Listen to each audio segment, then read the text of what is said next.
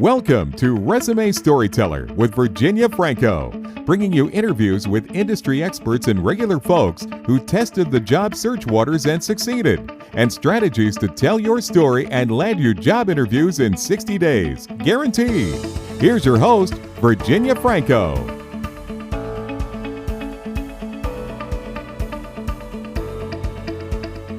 Hi guys, this is Virginia. Welcome to the Resume Storyteller podcast. I have with me today international recruiting expert Joel Mason, who began his career in retail banking and sales management in the UK and then relocated to Dubai in 2013. Realizing that he did not know as much as he'd like around job hunting in a foreign country, Joel began a learning process that eventually led him into recruitment. Both he and his wife, Hannah, spent several years recruiting people from all over the world into the Middle East. And most recently, they have launched a company that equips individuals with the necessary skills to conduct successful job searches and reach their potential within the international job market. So, Joel, thank you so much for joining me and welcome. Thank you. Thank you for having me. It's great to be here. So you heard me give a quick overview of what you do and how you came into the position, but I'd love to hear a little bit more from you. What drew you to this move? What and into this new career pivot? Yeah, sure. I guess the journey began for us, for Hannah, my wife, and myself, really kind of as an experiment or a bit of a risk, really, in seeing if we could change our lives and the course of our careers completely. Back in 2012, we were doing quite well. We had a good life in the UK and we had good careers, but we both felt a bit unfulfilled and a bit unsatisfied. And so out of the blue, we had the idea to relocate to Dubai and start all over again, really, and begin new careers. And that meant selling our house, getting rid of all of our stuff, packing 4 suitcases and just kind of saying goodbye to family, quitting our jobs and flying out to Dubai. And we landed and began the process of looking for new jobs and new careers. And we really did all that without really understanding what it looked like and what it would take and what a successful job search would look like. Sorry? No roadmap for this at all. No, not really at all. We had CVs written for us before we left the UK. We took those with us and we began the process. And as you can imagine, we learned so much during that process about what it takes to actually find a job, especially in a foreign country. And we both ended up in recruitment because we spent so much time around recruiters during that period and kind of really learning about what it looked like behind the scenes. We ended up both in that industry. And again, over the coming years, we learned a lot more about what it takes to conduct a successful job search and change careers. And we helped a lot of people relocate from all over the world into the Middle East, particularly Dubai and the kind of surrounding countries like Saudi Arabia, Bahrain, all those kind of countries around us. And I guess about 2 years ago, we began to realize more and more that we had now kind of gained a wealth of experience in this area, but we also began to realize that so many people out there just don't know where to start when it comes to making a career change or moving countries or even just conducting a successful job search. We were helping people, friends and acquaintances, and people would put people in contact with us. And we eventually decided that we should take another risk and start our own company, which is something we always kind of dreamed of doing. And it's not the most simple process doing that in a country that's not your own country. But we did it. And we now really focus on, kind of equipping, coaching people, training people to conduct a successful job search here in Dubai. And it's been good fun. Wow. It's been great. Wow. Well, gosh, you are brave. And I know a lot of people want to do that, but they're nervous about going about it without a roadmap. So how wonderful that you founded this company to help people like that.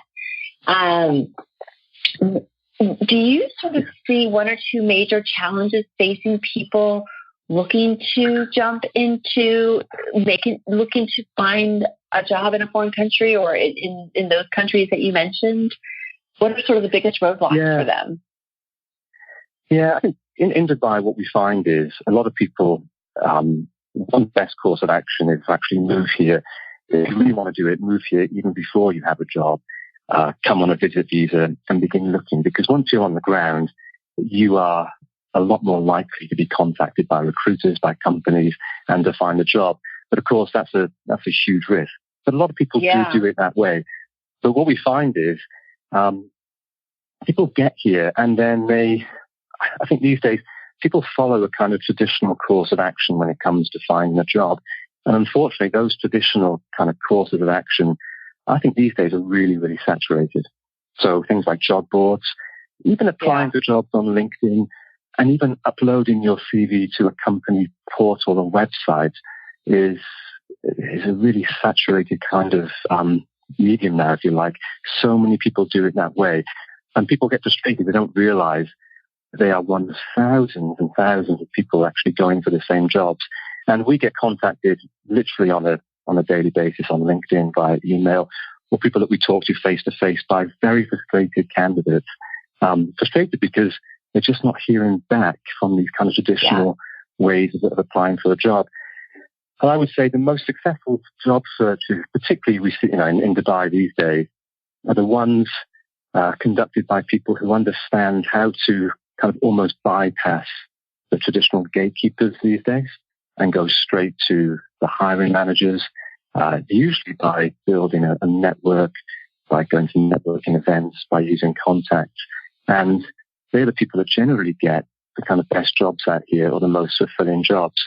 And Dubai, if you've not been to the Middle East or Dubai before and you come from a Western country, it takes a while to realize that it works very differently here. The Middle East is very, very relational. People kind of get jobs based on sometimes who they know more than what they know. And if you build good networks and good relationships and you leverage existing relationships, you can get some really good opportunities. But unfortunately, most people don't realize that. We didn't realize it when we moved here, first of all. And people waste a lot of time using those traditional methods, which unfortunately are just very, very saturated. Well, that's been the case in the U.S. Certainly for a while. But it's interesting to know that those traditional approaches are saturated all over the world. Certainly in the Middle East, and relationships are. I think it's human nature for people want to hire people that they know and trust. So it's not surprising that the relationships do matter. Is there something that they are surprised by in the job search there that's maybe unique to the clients that you're dealing with? Yeah, I think placements that you're doing. I mean, what we notice is, one of the biggest things that surprises a lot of the people that we work with and speak to is that they just don't hear back from companies or from recruiters. And actually, I think you might see the same kind of thing, but a lot of the messaging that goes around LinkedIn is often frustration and almost indignation at the fact that these days people don't hear back from a human being when they apply for a role. They don't hear back from recruiters, they don't hear back from companies. And they're good candidates and they feel that they should be getting a response from a human being, but they're just not. And it seems to be a lot of kind of frustration and sometimes even anger out there. We get people contact us saying to us that I've applied for literally hundreds of jobs and no one is getting back to me. What am I doing wrong? I'm a good candidate. And they're angry at recruitment companies and companies for almost kind of ignoring them. And I guess what they don't realize is things have changed a lot in the last 10 years, maybe even the last 5 years, actually.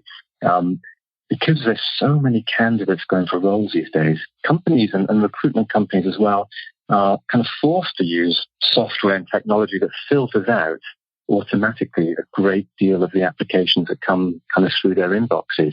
And so you're almost not dealing with a human being a lot of the time. The first gatekeeper is a piece of technology or a piece of software.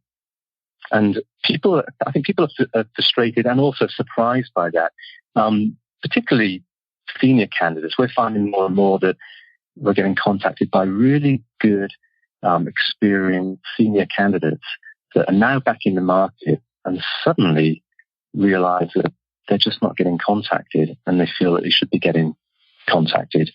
that they're using old methods and old kind of antiquated methods. Yeah. That don't work. Yeah. Yeah. No, I don't know if and it's the same in the point. US. Well, it is. And the point about how the technology is weeding out people where humans are cut out of the loop, certainly with the bigger companies. Smaller ones, I just think people are inundated.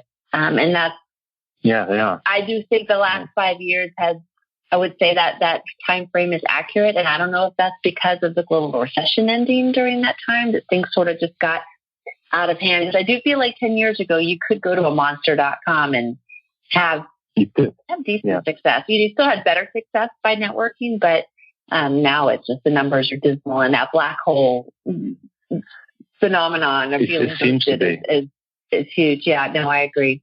That's right. And people unfortunately don't realize it. No, they don't. They don't, because they said, "Oh, I just job searched 7, 8 years ago. How much could it possibly change?" And the answer is a lot. That's right. So you might have just answered my next question, but is there something that drives you the most nuts or the most crazy when it comes to, mishaps or job seeking mistakes? Yeah, I think being kind of on both sides now. We've been in recruitment, and now we're now helping candidates. The reality is, when you're recruiting, you're working for your clients, you're working for the companies that have kind of hired you to do a job. Now we're working for the candidates, really. So we see both sides of it. But I would say one thing that can be frustrating is that people just don't want to take the time to pay, I guess, attention to the detail when it comes to finding a job. And again, it's because of these old methods. You can hit apply. And from a personal point of view, when I first moved to Dubai, my strategy was literally to sit in a coffee shop every day and just hit refresh on job boards. And as soon as a job came up that had certain words in the title, I would just hit apply and send the same CV time and time again to hundreds and hundreds of jobs.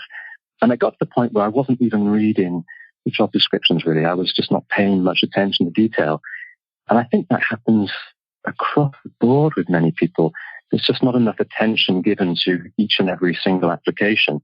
When we say to people, it's not a volume game, it's a value game.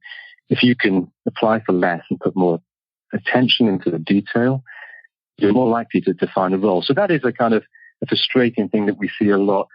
But I remember when I was in recruitment, one of the things that frustrated me the most, and I think most recruiters can probably relate to this, and I think it can be particularly bad here, is that people are not so clear about their expectations up front. And maybe they haven't defined, even to themselves, their expectations when it comes to what kind of job they want. And I was the same. When I began looking for a job here, I ended up having quite a few offers from different companies that I turned down because they were the wrong roles. I hadn't really defined myself or to the recruiters I was working with exactly what I wanted, salary-wise, company-wise, scope of responsibility-wise. And I ended up probably annoying a lot of the recruiters I was working with because I hadn't been clear about what I was looking for. And I find that with a lot of people even today that we work with, they just don't really know what they want. And so they waste a lot of time in processes that they just don't need to be in at the end of the day. Yeah, no, that you bring up a really good point. I think a lot of people are worried about limiting their options, and so they throw their hat into too many things. Yeah, that's right. Yes, and you're right though. It is a loss of someone else's time who spends the time to find you and interview you and all of that. I agree. And doing sort of an inventory of what's the minimum salary, what's a deal breaker with regards to commute time, what's in terms of the responsibilities, the corporate culture, right. Those things. Yeah. That's so important. No, I agree. Yeah. So what might be, and again, you just answered this question, but what advice would you give someone who is looking to make a move? They have not started their job search, but they're very interested in relocating. I think get a tourist visa. Interested in relocating. Do you mean relocating to somewhere like the Middle East or another country in general? Making an international, kind of an international career move. Yeah. I think there's two ways of going about it, and I think for many people, particularly senior candidates, their relocation will probably come about because somebody, like myself, like a recruiter from Dubai or somewhere else, will get in touch with them about a role. And for a lot of people, I think most of the people we probably relocated into the region were people that, it came about as a bit of a surprise. They weren't expecting a call. They got a call about a role here, and we had to then take them through the process of really considering maybe uprooting their family or changing their lives completely and coming and moving. But there are candidates as well out there there are people out there who have always thought about an international kind of assignment. And one thing I would start off by saying is it's such a great thing to do. I mean, we left the UK now 7 years ago, and I don't think we've ever really regretted it or looked back. It's not always been easy. We've had a baby here as well, and raising kids in a foreign country is not easy, and there are frustrations at times. But we've really grown, professionally, but also as individuals, because we now, over the last 7 years, we've worked with people from so many different cultures and backgrounds that we've had to change so much ourselves just to kind of fit in and work well with people. It's really stretched us and grown us. And so it is a fantastic thing to do. And if people out there are considering it, my advice would be to explore it and go for it. The way we did it is probably not the preferred course of action, unless we were married, but we didn't have kids at the time, and it was a bit easier for us. If you've got a family, it's not as easy to do it that way, to kind of just quit your job, sell your house and go. Looking back, we were a bit crazy. But I would say if you are thinking about an international assignment, Dubai is a great place, or the UAE is a great place to do it, because the way the visas work here is it's an easy place to get a job. If you relocate to most countries like the UK, for example, the visa restrictions can make it tough. But Dubai, if you find a job, your company will then sponsor you and give you your visa. It's kind of as simple as that. You just have to get your job, and then you get your visa to work. And so that's why we came here. Really. It was a much easier option. That's wonderful. Much easier option. Then I would say, pay a visit, come along, have a look, check it out. One thing we say to people as well, if you are thinking about making a move in the future, begin to develop your network now if you can. It takes, in reality, what we should have done is spend a year building our LinkedIn network, linking in with people out here, maybe coming over, connecting with some people, getting to know people, connecting with the recruiters. So when we actually got here on the ground, we had a network that we could leverage. We didn't do that. We were kind of impulsive. We came and we started when we arrived. But my advice would be begin to build that network now. See who you can get in touch with, who can help you when you do arrive. And the great thing again about Dubai and the Middle East is people are really relational. They're very open to kind of having coffee with you, sitting down, chatting, helping you out, because I think 90% of the population here in Dubai, for example, are expats. So everybody remembers what it's like to come here for the first time. They're in the same boat. Yeah, so people are very helpful in that way. But yeah, I think these days, things like LinkedIn make it a bit easier to begin to build a network outside of your own locality. You and I connected through LinkedIn. You're in the States, I'm in the UAE. That never would have happened years ago, right? You're exactly right. All over the world. No, but I think that's excellent advice. I mean, the first, be doing some homework around the visa requirements, because some countries might just be... That's huge. It might be just too tough of an obstacle to overcome. And then visit, number two, to see as a tourist, to see if it's a place that you'd be interested in, and then cultivate your relationships beforehand. And you're right. LinkedIn makes it really so much easier, especially if you're targeting an expat community, the way you're describing Dubai, where people are open to those sorts of discussions. That's excellent advice. I would say one thing. So I was going to say one thing that we didn't have the luxury of doing, but a lot of people do. If you work for a multinational company, a lot of companies will offer relocation assignments.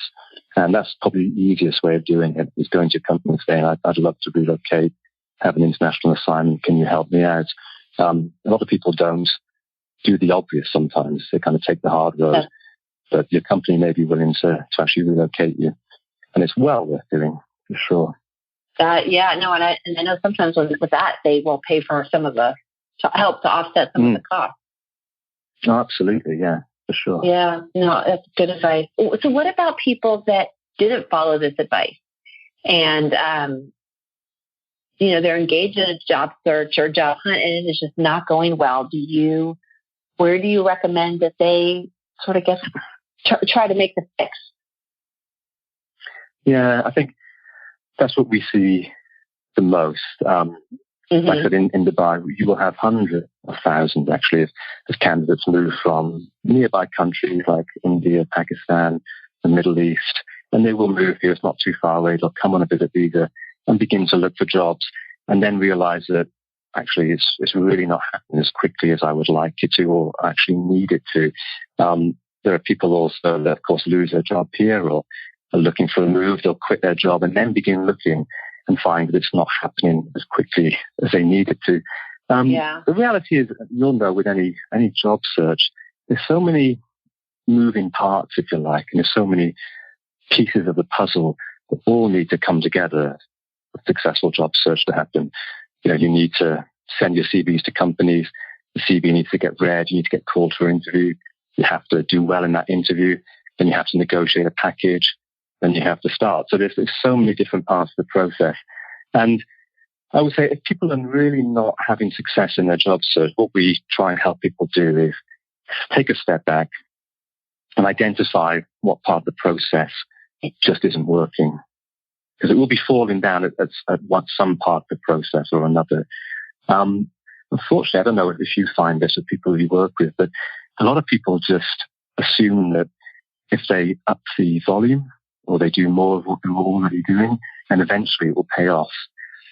But the reality is, more applications doesn't always mean you're going to be successful. It's value over volume, we always say. That's right. You're right. Quality over quantity. And I agree. There are so many places where a job search could be going wrong, and you sort of need to say, okay, if my resume isn't getting a response, it's either my resume or it's the approach that I'm using to get it in front of people. If you're getting it first screens and then you're not going to the next level, then maybe it's probably your interviewing skills. And so you have to examine those different sections. Yeah. And take it from there. I don't know if you find it. People panic, and it's understandable that they're not getting anywhere, and suddenly they begin to panic and aren't able to kind of step away and critically review how things are going, or critically kind of review or appraise their approach. And as you said, identify the part of the process that seems to be going wrong for them, or where the process seems to end each and every time. Well, and to me, that's where an expert like you or a neutral third party that's going to be honest with you is so important to give you that feedback. I think it's very helpful. Yeah, absolutely. Yeah, no, I agree. So that would be my advice, is just take a step back. Yeah, take a step back, get some help. I'm with you. So and I imagine you get this all the time, people that have lots of different skills, they can go in lots of different directions, and they say, well, I want to look at everything because I want to be in this country. And so what advice do you have for those people? Yeah, I think that's a big one here. I don't know what it's like in the US. Probably similar everywhere. But if someone loses a job, for example, they'll be very quick just to take anything.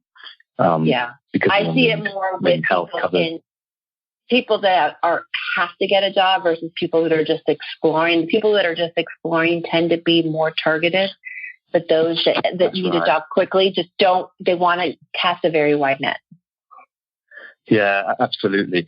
And here in the UAE, the reality is if you lose your job comes to an end, you don't actually have forever to look, and your visa will be cancelled with your company. And typically you'll have, for me, coming from the UK, I'll have 30 days then to either leave the country or to have a new job and a new visa. And it's not very long. People, they do panic. Yeah, it's a real need.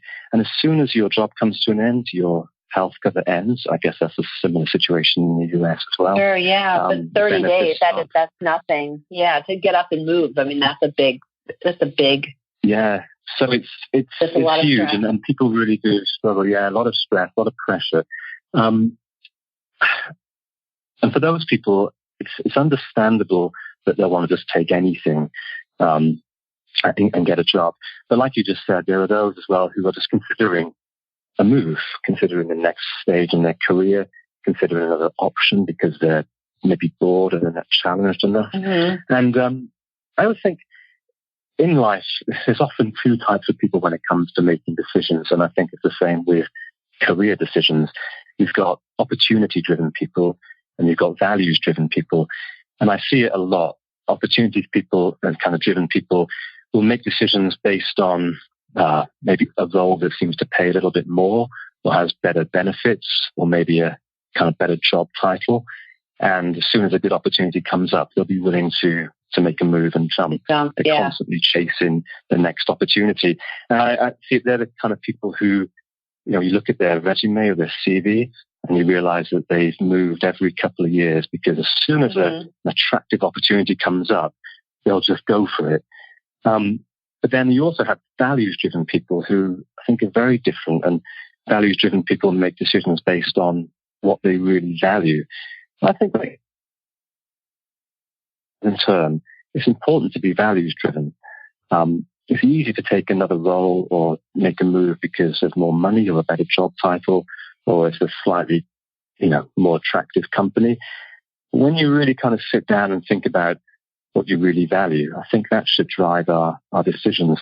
And for some people, it's not all about money. It's about being stretched or being in a company where they can learn more or develop new skills.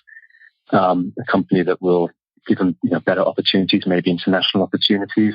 And I think that's the way to really kind of look at a job search. If you're considering a career move, what are your values ultimately? Is it just money or the best job title, or would you like to do something that's a bit more altruistic or something that will expand your horizons or challenge you more?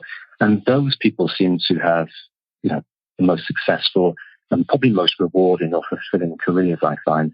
For me, when I eventually got into recruitment, when I realized what I wanted to do, I ended up having a few offers. And one of those offers was to recruit within financial services, which kind of made a lot of sense because recruitment was going to be completely new to me. So there's going to be a learning curve. Right. That's sort of a little micro pivot, new to recruiting, but familiar with the industry. Exactly. But financial services, I kind of understood.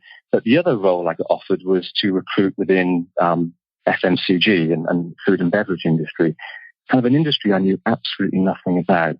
But also the company was brand new here. There was only one person on the ground. I was going to be the second person in the office. And I think the package was not as good either. But I ended up kind of taking that role because I like to be stretched. I like to learn something new. And they're kind of my values. I also like to be entrepreneurial. And the idea of working in a small office with a new business set up in an industry I knew nothing about really kind of appealed to my values, if you like. And I'm so glad I made that decision because it would have been so much more fulfilling than recruiting in financial services, which I was kind of an industry I was bored of, to be honest with you, by the time I moved out here. So you knew what qualities in a role you valued more, and in this case, that ability to stretch and learn. Absolutely, because there's so many. That's interesting. Yeah, there's so many things that make a role attractive, and often it's money or package or benefits and that kind of thing. Sure. And in the long term, they're not always the most fulfilling. Well, I'm not surprised that that way. The job. I'm not surprised that you took the job that was a complete career 180, given that you made a leap, sold your house, and to a new country without a job. Yeah, to be honest with you, we couldn't go too far wrong after that. There you go. So, age discrimination, or discrimination in general around hiring practices, ethnicity, gender, all of that comes up here in the U.S. I imagine it's a topic there as well. Love to know your thoughts on the topic and what advice you give to people looking to make a move to the Middle East? Yeah, that's a really big one. I don't know what it's like in the US. I assume it's similar to Europe and the UK. In the UK, you can't you can't ask a person's age, or you can't discriminate. You cannot come out right out. It's illegal. Anything at all. Doesn't mean and you can't even look around it, but yes, that's right. And you can't even hint at it in the UK. You can't say, you're looking for a very active person, because potentially that discriminates against certain people. You just have to be so careful. And in the UK, you would tiptoe around those things and be very aware of it. It was very surprising when we moved to Dubai, and especially when we got into recruitment. You realize that the Western world is very different, and most of the world is not like the Western world in reality. And in the UAE, you don't have the same laws. You don't have these anti-discrimination laws. You have companies that will really try their best to not discriminate, but there aren't really laws. And so as a recruiter, I would have to at times ask people their age, their gender, their ethnicity. You had to ask? And we had to ask all those things. One of the reasons was that because of the visa restrictions, sometimes these things made a big difference to candidates that companies could and could not easily employ, for example. So at certain ages here, it's very difficult to get a visa, for example. That's one thing that companies have to consider. And so what that results in is a form of, if you like, discrimination, but for kind of practical reasons, if you like, rather than just the kind of ages and that kind of thing. Yeah, and exactly. And also certain ethnicities, certain cultural backgrounds, certain passports would find it harder to get a visa than others. That's just the reality of the part of the world that we live in. And so, because you don't have those laws, I would, as a recruiter, and most recruiters would identify with this, we would from time to time, or quite often, have companies ask for people from a certain background, certain age. They would specify what gender they wanted. And it was a bit of a shock when we first arrived, and it could be a bit of a challenge as well. One of the main challenges, I would say, is because you would often have a great candidate, but they didn't kind of match the exact requirements that companies were looking for. And I guess I realized at the time that it was important to, from time to time, challenge back on those things and push back and explain why a candidate was a great candidate and well worth looking at and well worth employing, even though they weren't an exact fit. And I came also to realize that companies were not necessarily discriminating because they have any kind of, like you said, cruelty or anything like that, but because there were sometimes genuine reasons behind it, or genuine concerns that just had to be overcome. Some of those concerns were, our office is predominantly one culture. It's going to be easier to bring someone in of the same culture because of the language. So we want someone from this culture. And I had to, as a recruiter, challenge that sometimes and explain why this person would be a great fit and why they would be able to overcome those kind of cultural barriers, if you like. So it's a very different world out here. And when you arrive, you realize how different it is. Now, as a job seeker, do you recommend that they address those sorts of concerns in a cover letter? I may be from, I may be a female, or I may be this age, but, here's why I'm a great fit. Do you recommend that sort of, because when people are making career changes, industry shifts, and they don't have the experience with the cover letter, I will say address that, in this case, absolutely, the elephant in the room. Front it up. Yeah, that's right. Yeah. I think sometimes a candidate won't even necessarily know what the hiring manager is looking for, or be aware of it. A recruiter might be aware of it because they've been told, but a candidate may not be. Sometimes they may be aware. And I would say, there's no reason often not to kind of front it up or address it. And as I had to as a recruiter, just try and understand some of the concerns that might be there and address those concerns and overcome some of those concerns. Because as I said, it wasn't anything to do with cruelty at times. It was just that they were genuinely concerned about being a good fit in the office. And that kind of thing, yeah. And it would never have occurred to me, yeah, and it's complex. The sad thing is, I think, like you kind of alluded to just now, it will always, I think, be a problem. Companies will tiptoe around it at times, but unfortunately, people do face discrimination. People have personal preferences, and even if there's laws in place, those personal preferences will play a role ultimately in the decisions that people make when it comes to hiring. And I do think that, candidates sometimes need to be brave. I don't know if you agree with this, but need to be brave and maybe front some of those things up.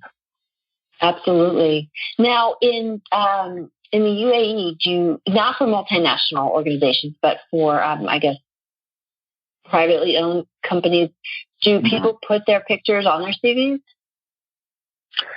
Yeah, pictures on CVs is another interesting one. Yeah, Hannah and I talk about this with candidates quite a lot. At certain levels, there can be an expectation for a picture on a CV.